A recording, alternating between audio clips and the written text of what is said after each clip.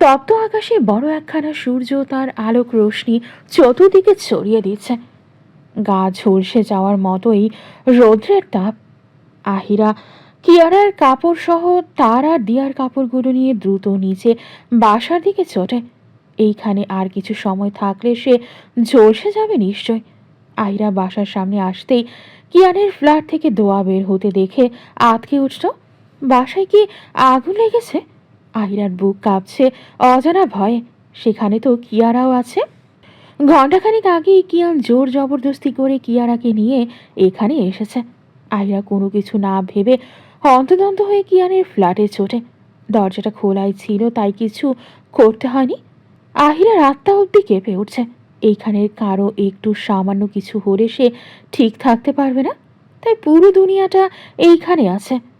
আহিরা ভেতরে প্রবেশ করতেই দেখতে পায় কিচেন থেকে একাধারে ধোঁয়া বের হয়ে আসা রুম পুরো ধোঁয়াটে করে দিয়েছে। কিছুই দেখা যাচ্ছে না।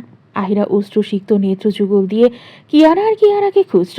না পেয়ে সে সোজা কিচেনে ছুটে গেল নিজের কথা চিন্তা না করে। কিচেনে প্রবেশ মাত্রই দেখতে পায় চুলার উপর একটা পাতিলের ভেতরে থাকা খাবার পুড়ে যাচ্ছে। আর সেই পোড়াটা এতটাই বেড়ে গিয়েছে যে ধীরে ধীরে পাতিলের ভেতরেও আগুন লাগতে শুরু করেছে। তার থেকে কিছু দূর কিয়ান বারবার সেটা নেভানোর চেষ্টা করছে।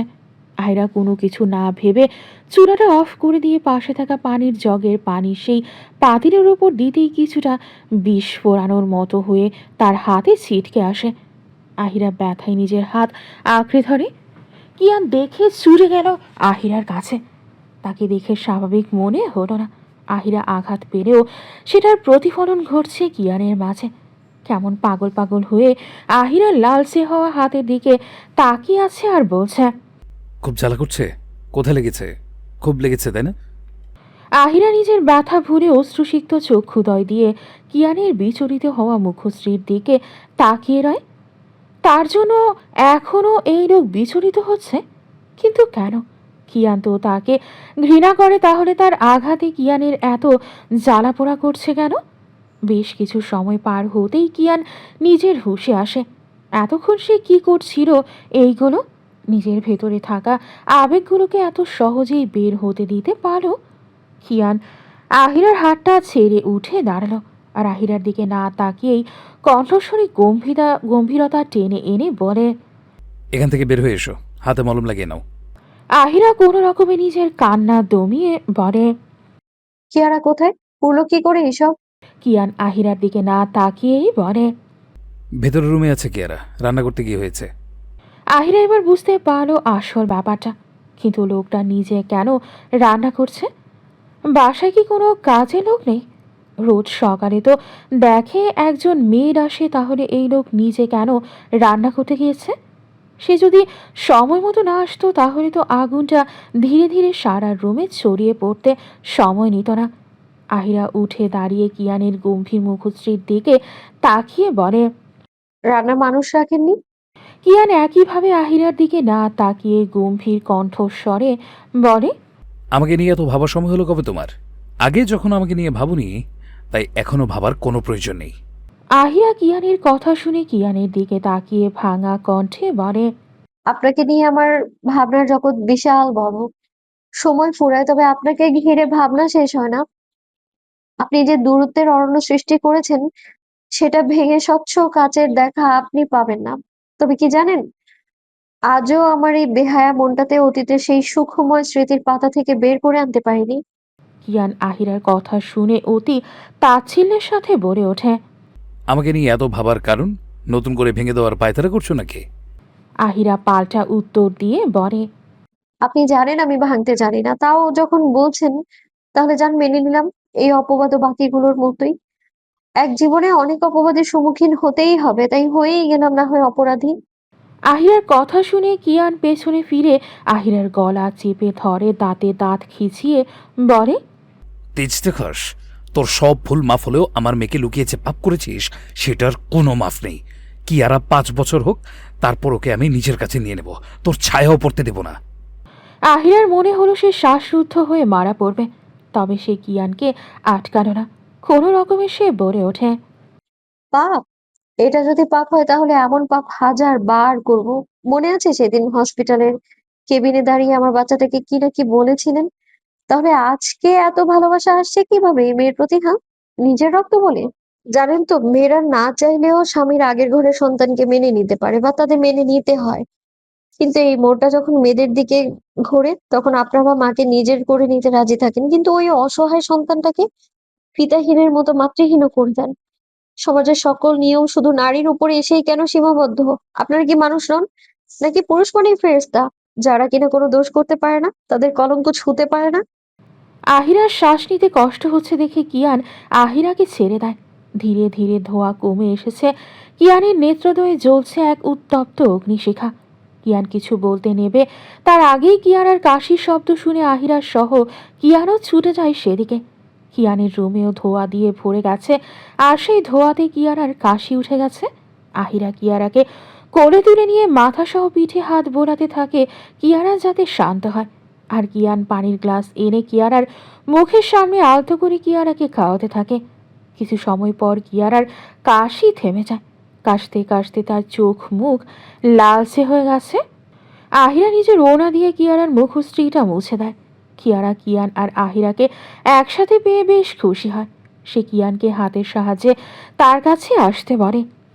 কিয়ারার কথা মতো কাছে আসলে কিয়ারা দুজনের গলায় একত্রে করে হাত দিয়ে কিয়ারান আর আহিরার গালে পরপর কয়েকটা চুমু এঁকে দিয়ে বলে, মাম্মা পাপ্পা আলাবু। বলেই খিলখিল করে হেসে ওঠে। কিয়ারার হাসির দিকে তারা দুজন শুধু তাকিয়ে থাকে মুগ্ধ নয়নে। ইস, তাদের পথ চলার রাস্তাটা যদি আজও এক থাকতো, তাহলে হয়তো তাদের থেকে সুখী পরিবার আর কেউ হতো না। ইউসুফ চৌধুরী যদি বেঁচে থাকতো, তাদের পরিবারটা কত সুখের হতো। সবকিছু এক কালবৈশাখী ঝড়ের কবলে শেষ হয়ে গেল। বাবার মতো মানুষটাকে আবারও হারিয়ে ফেলল সে। সাথে হারিয়ে ফেলেছে আরও কতগুলো সম্পর্ক। হঠাৎ কিয়ারা বলে ওঠে, মাম্মা আমি তোমাদের সাথে ঘুমাবো, তুমি আনি আল পাপা। কিয়ারার এমন ইচ্ছে শুনে আহিরা সহ কিয়ারও বিস্মিত হয়। আহিরা এবার কিয়ারাকে নিয়ে কিয়ারের থেকে কিছুটা দূরত্বে দাঁড়িয়ে কিয়ারার উদ্দেশ্যে বলে, সবকিছুতে এত জেদ কেন, হ্যাঁ? আমি এখন যা বলছি সেটাই শুনবে তুমি। আহিরার কথায় কিয়ারা জেদ ধরে বসে সে কিছুতেই যাবে না। তাই অস্পষ্ট জেদহির স্বরে বলে, না না না, তিয়ালা যাতে না, তিয়ালা মাম্মা পাপ্পার সাথে ঘুমাবে। কিয়ারার এমন জেদ ধরা কথা শুনে আহিরার রাগ হলো। তাই সে প্রথমবারের মতো কিয়ারাকে ধমক দিয়ে বলে ওঠে। আহিরার ধমক শুনে কিয়ারা ঠোঁট উঠিয়ে কান্না করে দেয়। আহিরা এর আগে কোনোদিন কিয়ারাকে এমন করে ধমক দিয়ে কথা বলেনি। কিয়ারার স্বভাব সুলভ শান্ত প্রকৃতির। আহিরাকে বিরক্ত কমই করে। তারপর আজকে কেন জানি আহিরা খুব রাগ লাগলো কিয়ারার এমন জেদে। রাগটা মূলত কিয়ারার ওপরেও নয়, রাগটা হলো কিয়ানকে জড়িয়ে জেদটা। সে চাইলেও কিয়ারার এইসব আশা পূর্ণ করে দিতে পারবে না। তবে আহিরার করা কাজ কিয়ানের একদমই পছন্দ হয় না। নিভে যাওয়া আগুনটা আবারও থপ করে মাথায় চেপে বসে। কিয়ারাকে নিজের কাছে এক প্রকার ছিনিয়ে নিয়ে আহিরার দিকে তাকিয়ে রুক্ষ কণ্ঠস্বরে বলে, আমার মেয়েকে ধমকাও কোন সাহসে, তাও আবার আমারই সামনে? ফারদার আমার মেয়েকে যদি বকা দিয়েছো, বাচ্চা সামলাতে না পারলে বলে দাও, আমার সাথে করে নিয়ে যাব। আমার কোনো ইচ্ছে নেই আমার মেয়েকে এখানে রাখার, শুধুমাত্র তোমাকে ছাড়া থাকতে পারে না বলেই মেনে নিয়েছি। আহিরারও একইভাবে বলে, এত মেয়ে মেয়ে করবেন না। যখন দরকার ছিল তখন ছিলেন না তো? তাহলে এখনো থাকার দরকার নেই, কোনো প্রয়োজন নেই। আমার মেয়েকে আমি যা ইচ্ছে তাই করব। ক্ষণিকের জন্য এসে আমার মেয়েটাকে মায়া লাগাবেন না। আমি সইতে পারলেও আমার মেয়েটা পারবে না। সইতে পারার মতো বড় হয়নি ও এখনো। কিয়ান এবার আগের চেয়েও বেশি রুক্ষ কণ্ঠস্বরে বলে, দরকার যখন ছিল তখন বলিসনি কেন? আমাকে জানাসনি কেন? তুই জানতি তোর অনুপস্থিতি আমাকে নাড়িয়ে তোলে, তারপরেও তুই বেইমানি করলি। এরপরও তোকেও পাওয়ার আশায় ছুটে গিয়েছিলাম, কিন্তু আমার চোখে ধুলো দিয়ে পালিয়েছিলি এত বছর। আহিরার নেত্র বেয়ে অশ্রু গড়িয়ে পড়ছে টপ টপ করে। সে কিয়ানের মুখোমুখি হয়ে কাঁপা কাঁপা গলায় বলে, আপনার কি সত্যিই মনে হয় আমি আপনাকে ধোঁকা দিতে পারি? আমাকে সত্যি ভালোবেসেছিলেন তো? ক্ষণিকের জন্য হলেও যদি বেঁচে থাকেন তাহলে শুনে রাখুন, আমি বেইমান নই। আমি বেইমান নই। বেইমান আপনিও নন। বেইমান হলো আমার ভাগ্য। তাই এই ভাগ্যে ক্ষয় ছাড়া জয়ের কোনো চিহ্নই নেই। আ আমি বেইমান নই। বেইমান হলে কি আজও আপনার জন্য অশ্রু ঝরাতাম? আপনার শূন্যতায় প্রতি রাত কাতরাতাম না? প্রতিদিন এভাবে মরতাম না? তবে আপনার শূন্যতায় আমার মৃত্যু হোক, তাও আমাদের মিলন না হোক। আহিরার শেষের কথাগুলো কিয়ানের হৃৎপিণ্ড অদৃশ্যভাবে কাঁপিয়ে তুলেছে। একাকী আহিরাই কাঁদত তার জন্য। সে এই শূন্যতার দহনে পড়েনি। কিয়ান আহিরার দিকে কম্পিত দৃষ্টি রেখে বলে, তাহলে নাদিমকে কেন আপন করলি এত?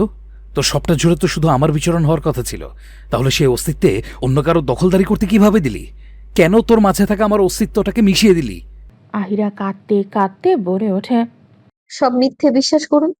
ওই নাদিম আমায় ছোঁয়নি, আমাকে কলঙ্কিত করেনি। আপনার অস্তিত্ব আজও আমি আঁকড়ে ধরে আছি। নাদিম শুধু এটাই চেয়েছে, আপনার আর আমার বিচ্ছেদ। আমি আজও আপনারই আছি, যেমনটা 4 বছর আগে ছুঁয়ে ফেলেছিলেন। বলতে বলতে আহিরার নিঃশ্বাস তার শ্বাস নালীতে আটকে যায়। কোনো রকমে নিঃশ্বাস নিয়ে উঠতে পারছে না। এদিকে কিয়ারাও নিজের কান্না থামিয়ে আহিরা আর কিয়ানের কথোপকথন শুনছিল। তবে তার আহিরার কোনো কথাই বোধগম্য হয়নি। তবে আহিরাকে এমন করতে দেখে সে এতটুকুই বুঝল তার মাম্মাম কষ্টে আছে। তাই সে অস্পষ্ট স্বরে বলে, মাম্মা কত কত পাপ্পা, মাম্মা কত পাচ্ছে। কিয়ানো দেখল সে আহিরাকে এক হাতে নিজের বাহুতে টেনে নিয়ে আহিরাকে শ্বাস নিতে পারে। তবে অতিরিক্ত কান্নার ফলে শ্বাসকষ্ট শুরু হয়েছে। গত বছর থেকে এই শ্বাসকষ্টটা শুরু হয়েছে। কিয়ান কিয়ারাকে কোল থেকে নামিয়ে দিয়ে আহিরাকে নিয়ে চিন্তিত হয়ে পড়ে। কি করবে বুঝতে পারছে না। হঠাৎ এমনটা হওয়ারও কারণ বুঝতে পারছে না। এদিকে আহিরার শ্বাসকষ্টটা বেড়েই চলেছে, নিঃশ্বাস নেওয়া তার জন্য দুষ্কর হয়ে উঠেছে। কিয়ানের এখন নিজেকে পাগল পাগল লাগছে। নিজের গালে চড় মারতে ইচ্ছে করছে। কিয়ান আহিরার মাথায় হাত বুলিয়ে পাগল দিশেহারার মতো ব্যাকুল কণ্ঠস্বরে বলে, শ্বাস নে। কষ্ট হচ্ছে খুব? শ্বাস নে না জান, এমন করছিস কেন? আমায় বল, কি সমস্যা? আহিরা ঠিক মতো বলতেও পারছে না ইনহেলারের কথা। অনেকদিন পর আজ হঠাৎ এই শ্বাসকষ্টটা ভেসে উঠেছে। কিয়ানের মুখ থেকে জান শব্দটা তাকে আরও নাড়িয়ে তুলছে। এমন ডাক কত বছর পর শুনল সে। কিয়ানের মাথা আরও খারাপ হয়ে উঠেছে আহিরার এমন অবস্থা দেখে। সে কোনো দিক বিবেচনা না করে নিজের ওষ্ঠদ্বয় জোড়া মিলিয়ে দেয় আহিরার ওষ্ঠদ্বয়ের মাঝে, এইভাবে অক্সিজেন দিতে সাহায্য করতে থাকে। বেশ অনেক সময় পর আহিরার হাঁপানি কমে আসে ধীরে ধীরে। দুর্বল শরীরটা নেতিয়ে পড়ে কিয়ানের বক্ষস্থলে। কিয়ারা শুধু চোখ ভিজিয়ে গেছে এতক্ষণ। আহিরাকে শান্ত হতে দেখে কিয়ানের দেহে যেন প্রাণ ফিরে এসেছে। দুর্বল সিক্ত আহিরার নেতিয়ে যাওয়ার মুখশ্রীর দিকে তাকিয়ে রয়। হঠাৎই পেছন থেকে ভেসে আসে রিয়ার কণ্ঠস্বর। তার কণ্ঠস্বর কাঁপছে, অসম্ভব রকমের কাঁপছে, অজানা ভয়ে, কিছু হারিয়ে ফেলার ভয়ে। সে কিয়ানের যখন আহিরার ওষ্ঠ ভাজে নিজের ওষ্ঠ মিলিয়ে দিয়েছে তখন থেকেই সব দেখেছে। তবে কথা বলার মতো শক্তি তার শরীরের অবশিষ্ট নেই। রিয়ার দিকে আহিরা দুর্বল নেত্রযুগল মেলে তাকায়। আহিরা নিজের আর কিয়ানের অবস্থান বুঝতে পেরে সরে আসতে চাইলেও কিয়ানের শক্ত বাঁধনে আটকা পড়ে রয়। আহিরা একদমই ঠিক হয়নি কিয়ানকে এমনটা করতে দেওয়া। আহিরা এবার দুর্বল পা গায়ে কিয়ানকে সরিয়ে দিয়ে কোনো রকমে কিয়ারাকে কোলে তুলে রিয়াকে পাশ কাটিয়ে চলে আসে। এখানে যদি সে থাকে তাহলে সত্যি সত্যি সে শ্বাসরুদ্ধ হয়ে মারা পড়বে। তবে এর মাঝে আহিরা কিয়ানের মনের মধ্যে ফেলে গেছে সন্দেহের বীজ। সে আহিরার কয়েক বছরের সব ডিটেলস বের করেছে এই অল্প সময়ের মধ্যে। আহিরাকে এত বছরেও কোনো ছেলে বা এমন কোনো কিছুর সাথে জড়ানোর খবর এখন অবধি পায়নি। তাই অনেকটা নরম হয়ে এসেছে। তবে এবার তাকে সত্যিটা জানতে হবে। তাই সে নাদিমকে খুঁজছে। নাদিম এই দেশে নেই, আরও বছর 2-1 হয়েছে। কোন দেশে গেছে সেটাও জানা যায়নি। তবে নাদিমকে খুঁজে বের করতে হবে, না হলে সে সত্যের খোঁজ কখনোই পাবে না। তাকে সব জানতে হবে। রাজীবের প্রতিটা কথা সেদিন সে ফেলে দেয়নি। সেইগুলোর সূত্র ধরেই এত কিছুর খোঁজ পেয়েছে। নতুন মাসের শুরু। ফেব্রুয়ারি পেরিয়ে মার্চের 8 তারিখ আজকে। আজকের দিনটা আহিরা সহ দিয়ার কাছে অনেক বিশেষ, কারণ আজকে কিয়ারার জন্মদিন। কিয়ারা আজকে পুরোপুরিভাবে 3 বছরে পা দেবে। সূর্যের তেজ আজকে অনেক প্রখর। বাহিরে তাকানোই দায় হয়ে দাঁড়িয়েছে। মনে হচ্ছে কিছুক্ষণ থাকলে এই তেজে ঝলসে দেবে সম্পূর্ণ। আহিরা সকাল সকাল উঠে বেশ কয়েক জাতীয় মিষ্টি পদ তৈরি করেছে। জন্মদিন তারা সেইভাবে ধুমধামে পালন করে না, তবে বাসায় ছোটখাটো আয়োজন করে দিয়া নিয়ে যায়। এবারও বাদ যায়নি। মেয়েটা দুদিন ধরে কেনাকাটা করেছে। সাথে ছিল রাজীব, আর রাজীবের দায়িত্ব পড়েছিল দিয়ার সাথে কেনাকাটা করার। রাজীব প্রায় হাঁপিয়ে উঠেছিল দিয়ার সাথে কেনাকাটা করতে গিয়ে। তারা জিনিস কিনেছে কম, ঝগড়া করেছে বেশি। প্রতিটি কথায় কথায় তাদের মধ্যে দ্বন্দ্ব লেগেই রয়েছিল। রাজীব একটু আগে যাদের বাসায় দাওয়াত দিয়েছে তাদের জন্য রান্না করার সকল যাবতীয় কাঁচা বাচা সহ মাছ মাংস সব কিনে নিয়ে এসেছে। আহিরা রাজীবের জন্য খাবার রেডি করছে। সকাল থেকে অনেক দৌড়ঝাঁপের মধ্য দিয়ে গিয়েছে রাজীব। এরপর আবার রুম ডেকোরেশনের কাজেও হাত বাড়াতে হবে তাকে।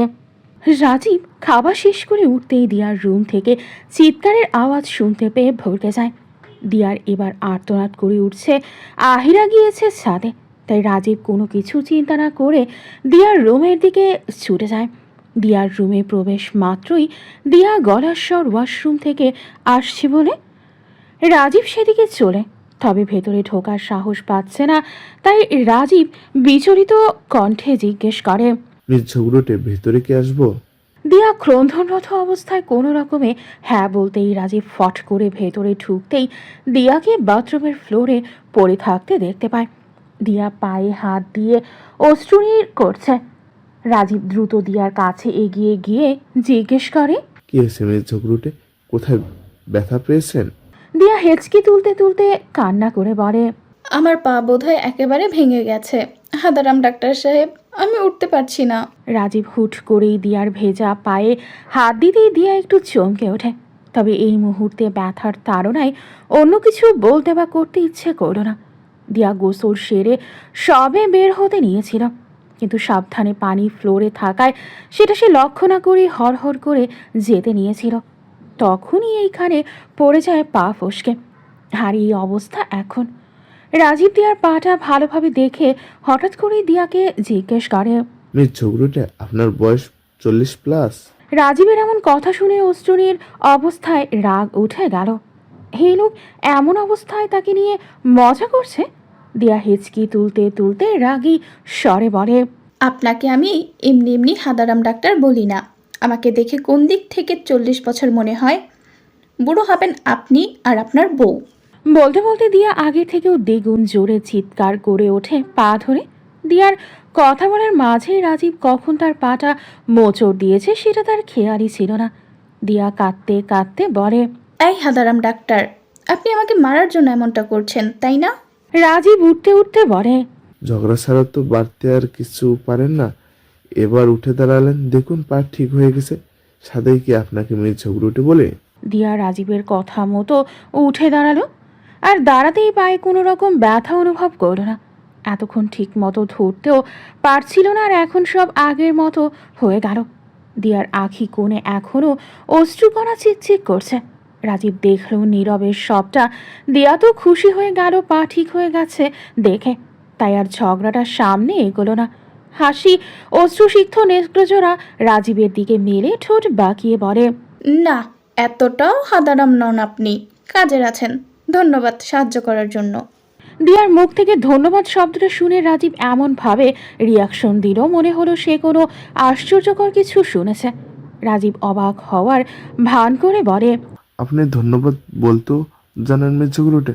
আমি তো ভেবেছিলাম আপনি ঝগড়া ছাড়া আর কিছুই করতে পারবেন না। দিয়া এবার নাক মুখ কুচকিয়ে বলে, আপনি কিন্তু এবার বেশি বেশি করছেন। ধন্যবাদ বললেও দোষ, আবার না বললেও দোষ। তরণের বুক থেকে তার ঝলমলে জ্যোতি আরও ঘণ্টাখানিক আগেই বিলীন হয়ে কৃষ্ণবড় নীলিমার সাথে মিলিয়ে গেছে। নীলিমার বুকে আজকে মস্ত বড় একখানি চন্দ্র উঠেছে। চতুর্দিকে কিছু কিছু অভ্রের দেখা মিলছে চন্দ্রের আশেপাশে। তার সাথে রয়েছে কিছু নক্ষত্র, তারা ঝলমলে করে ছোট্ট সাদা মরিচ বাতির মতো বিছিয়ে আছে কৃষ্ণবর্ণ নীলিমার বুকে। রজনীও হয়তো জানে আজকে কিয়ারার জন্মদিন, তাই তো এত আয়োজন করে সেজে উঠেছে তারাও। আহিরাদের ছোট্ট ফ্ল্যাটটাতে বেশ মানুষজনের আনাগোনা দেখা মিলছে। সারা রুম বেবি পিঙ্ক রঙে সাজানো হয়েছে। এসব মানুষ আহিরা আর দিয়ার পরিচিত। আর এই বাসার সব বাচ্চারাও উপস্থিত আছে। সবাইকে ডাকা হয়েছে কম বেশি। রাজীব এটা ওটা করতে ব্যস্ত। আঙ্কেল হওয়ার দায়িত্বটা খুব ভালোভাবেই পালন করেছে আজকে। আহিরা কিয়ারাকে বেবি পিঙ্ক রঙের জামা পরিয়ে দিয়েছে। কিয়ারা ছোট্ট চুলগুলো খুব সুন্দর করে বেঁধে দিয়েছে বাচ্চাদের ক্লিপগুলো দিয়ে। কিয়ারাকে দেখে আহিরা নিজেই মুগ্ধ হলো। কয়েকবার মাশাআল্লাহ বলেছে। কিয়ারা আজকে যেন জীবন্ত কোনো পুতুলের থেকে কম লাগছে না। দিয়া আর সেও একই রঙের শাড়ি পরেছে। দিয়া শাড়ি ঠিক করতে করতে আহিরার রুমে ঢুকতেই কিয়ারাকে দেখে চিৎকার দিয়ে বলে ওঠে, মাশাল্লাহ, মাশাল্লাহ, আমার বুড়িকে আজকে পুরোই পুতুল লাগছে। আন্নির কাছে আসো তো দেখি বুড়ি। কিয়ারা খিলখিল করে হাসতে হাসতে দিয়ার কাছে চলে যায়। দিয়া কিয়ারাকে কোলে নিয়ে পরপর বেশ কয়েকটা চুমু খেয়ে নেয়। এরপর আহিরার দিকে তাকিয়ে বলে, বাহিরে আয়, এভাবে রুমের মধ্যে কেন আছিস? তোর স্কুলের ম্যাডামরা খুঁজছে তোকে। দিয়া কিয়ারাকে নিয়ে বাহিরে চলে যায়। তার কিছুক্ষণ পর আহিরাও চলে যায়। সে সাজতে চায়নি, তবে দিয়া জোর করে সাজিয়ে দিয়েছে। এতে বেশ অস্বস্তি হচ্ছে তার। এইরকম করে বাহিরে গেলে মানুষ কি ভাববে? মানুষ ভাববে যে মেয়ের জন্মদিন না, আজকে মায়ের জন্মদিন। তবে কে শোনে কার কথা? দিয়া যেহেতু বলেছে তাকে সাজাবে, তাই সাজিয়েই ছেড়েছে। ডাগর ডাগর আঁখি জোড়ায় কাজলের হালকা আস্তরণ দেখা মিলছে। লম্বা ঘন কেশগুলো টাটকা বেরি ফুলের গাছরা দিয়ে পেঁচানো। অধর জোড়ায় হালকা লাল রঙের প্রসাধনী দেখাও মিলছে। অতি হালকা সাজেও আহিরাকে দেখতে অনেক সুন্দর লাগছে। আহিরা রুম থেকে বের হওয়া মাত্রই তুর্যের দেখা পায়। আহিরাকে দেখে তুর্য কয়েক মুহূর্তের জন্য থমকে যায়। তবে নিজেকে সামনে নিয়ে হাসি মুখে আহিরার দিকে এগিয়ে গিয়ে বলে, আপনাকে আজ বেশ অন্যরকম লাগছে মিস। তুর্যের কথায় আহিরা কিছুটা লজ্জা পায় বটে। আশেপাশে অনেক মানুষই আছে। আহিরা তুর্যের সাথে কথা বলতে বলতে বাকিদের সাথেও কথা বলে নেয়। কিছু সময় পর কেক কাটা হবে, সেটারই ব্যবস্থা করছে রাজীব আর দিয়া মিলে। কিয়ারা অন্য বাচ্চাদের সাথে খেলা করছে। হঠাৎই দরজায় খুব পরিচিত মুখশ্রী দেখে আহিরার নেত্রদয়ে অশ্রু বাড়ি এসে হানা দেয়। না চাইলেও অধর জড়ো কেঁপে ওঠে হালকা। পা দুটো কেমন জানি অবশ আসার পথে। আহিরা না চাইতেও সেদিকে এগিয়ে যায়। দরজায় রাহেলা চৌধুরী দাঁড়িয়ে আছে। মানুষটাকে সে নিজের মায়ের স্থানে রেখেছে। এই মানুষটাকে এত বছর পর দেখে না চাইতেও আহিরার রাহেলা চৌধুরীর বক্ষস্থলে ঝাঁপিয়ে পড়ে অশ্রু ছড়াতে ইচ্ছে করছে। আগে কত এই মানুষটার করে মাথা দিয়ে থাকতো, বায়না করে বসতো কত শত। কিন্তু আজ সবই সেগুলো অতীতের সুখময় স্মৃতি। রাহেলা চৌধুরীরও একই অবস্থা। না চাইতেও তারও নেত্রজোড়া ঝাপসা হয়ে এসেছে। আহিরা রাহেলা চৌধুরীর সামনে গিয়ে দাঁড়িয়ে রাহেলা চৌধুরীকে শক্ত করে জড়িয়ে ধরতে চেয়েও কোথাও একটা গিয়ে আটকে যায়। অতীতের পাতায় থাকায় সেই সব ভয়ানক কলঙ্ক না চাইতেও তাকে থামিয়ে দেয়। রাহেলা চৌধুরী ধীর পায়ে আহিরার অতি নিকটে এসে দাঁড়ায়। তারপর আস্তে করে আহিরার দিকে তাকিয়ে বলে, কেমন আছিস? আহিরা না চাইতেও হুড়হুড় করে কেঁদে ওঠে। সামনে থাকা মানুষটা কতখানি পাল্টে গেছে, আগের থেকে অনেকটাই শুকিয়ে গেছে। আহিরা কোনো রকমে কান্না করতে করতে বলে, মা, আপনি কেমন আছেন মা? আ- আমাকে কি আপনিও ঘৃণা করেন? বিশ্বাস করুন মা, আমি খুনি নই। আমি কিভাবে বাবাকে মারতে পারি বলুন? উনি তো আমার বাবা ছিল, তাই না? আপনাকে একটু জড়িয়ে ধরি। আহিরার কান্না দেখে আশেপাশে থাকা মানুষজনও তাকালো। তবে গান বাজনার শব্দ থাকায় আহিরার কথাগুলোকে ওই শুনতে পেল না। রাহেলা চৌধুরী হাত বাড়াতেই আহিরা ঝাঁপিয়ে পড়ে রাহেলা চৌধুরীর বক্ষস্থলে। কতদিন পর এই মা মা গন্ধটা পাচ্ছে। আগে কতই না এইভাবে বুকে জড়িয়ে নিয়ে থাকতেন রাহেলা চৌধুরী। রাহেলা চৌধুরী আহিরার পিঠে হাত বুলিয়ে দিচ্ছেন। রাহেলা চৌধুরী নিজেও এত কিছু জানার পর কেন জানি বিশ্বাস করতে পারেন না। চোখের সামনে মেয়েটাকে 2 বছর দেখেছে, থেকেছে। সব দিক দিয়েই তিনি আহিরাকে ভালো মতোই চেনে, তাই তারও বিশ্বাস করতে কষ্ট হয়। তাছাড়া ওই সব ছবির জন্য সে আহিরাকে একটু হলেও ভুল বুঝেছে, তবে মন থেকে কোনোদিন ঘৃণা করতে পারেনি। তাই তো ছুটে এসেছে আজকে এখানে। কিছু সময় যেতেই আহিরা শান্ত হয়ে আসে কিছুটা। সে এতক্ষণ মানুষটাকে দাঁড় করিয়ে রেখেছিল। আহিরা নিজের কান্না ছেড়ে রাহেলা চৌধুরীকে ভেতরে নিয়ে আসতে আসতে বলে, মা, আপনি ভিতরে এসে বসুন। এভাবে দাঁড়িয়ে থাকবেন না। রাহেলা চৌধুরী ভেতরে ঢুকতে ঢুকতে আহিরার উদ্দেশ্যে বলে, আমার নাতনি কোথায়? ওকে আমার কাছে একটু আন। আহিরা ছুটল কিয়ারাকে আনতে। যত যাই হোক, কিয়ারের ওপর রাগে অভিমান থাকলেও এই মানুষগুলোর প্রতি নেই। কিয়ারাকে নিয়ে আসতেই রাহেলা চৌধুরীর দু চোখ ভরে কিয়ারাকে আদর করলেন। তার কাছে মনে হচ্ছে সে ছোট্ট কিয়ানকে দেখছে কিয়ারার মাঝে। তাদের ভাগ্য এতই খারাপ যে এত বছর কত শত আনন্দঘন মুহূর্তগুলো জীবনে আসতে পারেনি। কিয়ারা অবুঝের মতো শুধু রাহেলা চৌধুরীর দিকে তাকিয়েই রয়েছে। সে কিছুই বুঝতে পারছে না রাহেলা চৌধুরীর চোখ ভিজে উঠেছে। তিনি কিয়ারাকে বুকের সাথে জড়িয়ে বলে, আমি তোমার দিদুন হই, তোমার পাপার মা। কিয়ারা এখনও কিছু বুঝল না। সে অবুঝের মতো আহিরার দিকে তাকায়। আহিরা সেটা বুঝতে পেরে কিয়ারাকে বলে, এটা তোমার নানুর মতো আর একটা দিদুন হয়। কিয়ারা তেমন কিছুই বুঝলো না, তবে এটা বুঝলো এটাও দিয়ার মায়ের মতো নানুর মতো। তাই সে রাহেলা চৌধুরীকে কাঁদতে দেখে অস্পষ্ট স্বরে বলে, কাঁদে না দিদু, যত আমরা কেটো কাটবো। কিয়ারার কথা শুনে রাহেলা চৌধুরী হেসে ফেলেন। তিনি কিয়ারার কপালে চুমু এঁকে দিয়ে হেসে বলেন, আচ্ছা, আর কাঁদবো না। তুমি যখন দিদুনের কাছে চলে আসবে। তাদের কথার মাঝেই সেখানে কিয়ান উপস্থিত হয়। কিয়ানের পাশে হাঁপাচ্ছে আরিয়ান। ছেলেটা এতক্ষণ ধরেই ছোটাছুটি করতে করতে এমন হাল হয়েছে। পুরো শহরে হাজারখানেক কেক বিতরণ করেছে কিয়ান, আর এই সবের সব দায়িত্ব পড়েছে আরিয়ানের ওপর। কিয়ানের দৃষ্টি পিঙ্ক কালারের শাড়ি পরা আহিরার ওপর পড়তে থমকে যায় তার হৃদয় স্পন্দন। না চাইতেও আটকে রয় সেদিকেই দৃষ্টি। মেয়েটাকে সে ঘৃণা করেও মন থেকে কোনোদিনও মুছে ফেলতে পারেনি, আর না হয়তো কোনোদিন পারত। মস্তিষ্ক বলে এক কথা আর মন বলে আরেক কথা। মন মস্তিষ্কের এই টানাপোড়ায় কিয়ান নিজেই বিরক্ত। এই বলে ঘৃণা করে আহিরাকে। পর মুহূর্তেই এই মেয়ের বিরহেই দহন হতে থাকে। কিয়ারা কিয়ানকে দেখে রাহেলা চৌধুরীর কাছ থেকে নেমে সোজা কিয়ানের পায়ের কাছে গিয়ে দাঁড়ায় আর কোলে নেওয়ার জন্য হাত বাড়ায়।